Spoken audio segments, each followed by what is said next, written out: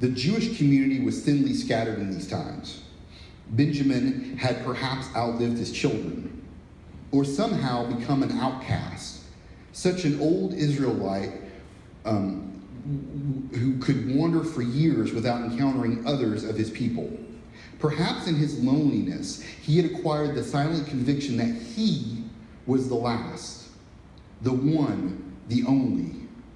And being the last, he ceased to be Benjamin, becoming Israel.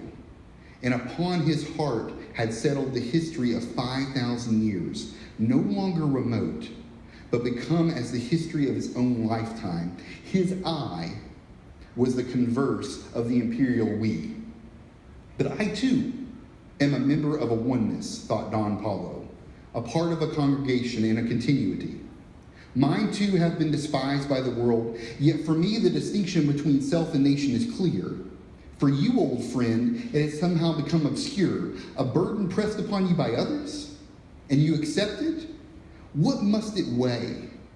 What would it weigh for me?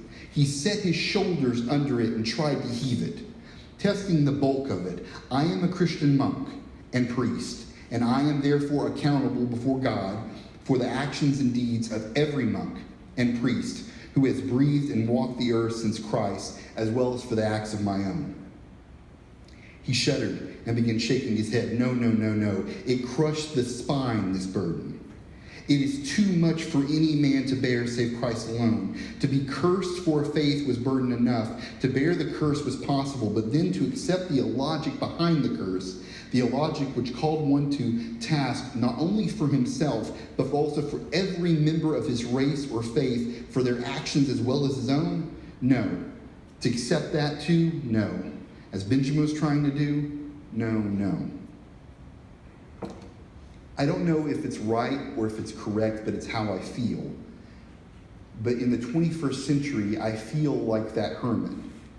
I feel like every day I wake up and history is personified, shaking me, screaming at me, I am alive, I am not dead, I am present, and I must be dealt with. And I feel like in so many parts of the communities that I'm a part of, that I bear the weight and the responsibility of what has happened in the past. And I don't know how to go forward bearing that burden. And I feel that burden especially today on August 5th. If you'll bear with me one more moment. This is a small section from a essay by Thomas Merton, a Trappist Catholic monk. And it's a reflection on August 5th. It's called Original Child Bomb. Points for meditation to be scratched on the walls of a cave. In the year 1945, an original child was born. The name Original Child was given to it by the Japanese people who recognized that it was the first of its kind. On August 1st, the bomb was assembled in an air-conditioned hut on Tinian Island. Those who handled the bomb referred to it as Little Boy. Their care for the original child was devoted and tender. On August 2nd, a special message from the Japanese foreign minister was sent to the Japanese ambassador in Moscow. It is requested that further efforts be exerted, since the loss of one day may result in 1,000 years of regret. It is requested that you immediately have a talk with Molotov, but Molotov did not return from Potsdam until the day after the bomb fell. On August 4th, the bombing crew on Tinian Island watched the movie of Trinity, the Alamogordo test. On August 5th, it was a Sunday, just like today, but there was little time for formal worship. They said quickly a prayer that the war might end very soon. On that day, Colonel Tibbets, who was in command of the B-29 that was to drop the bomb, felt that his bomber ought to have a name. He baptized it Enola Gay after his mother in Iowa. Colonel Tibbets was a well-balanced man and not sentimental. He did not have a nervous breakdown after the bombing like some of the other members of his crew. On Sunday afternoon, Little Boy was brought out in procession and devoutly tucked away in the womb of Enola Gay. That evening, few were able to sleep. They were as excited as little boys on Christmas Eve. At 2:45 a.m., Enola Gay got off the ground with difficulty. Together, they proceeded to Japan.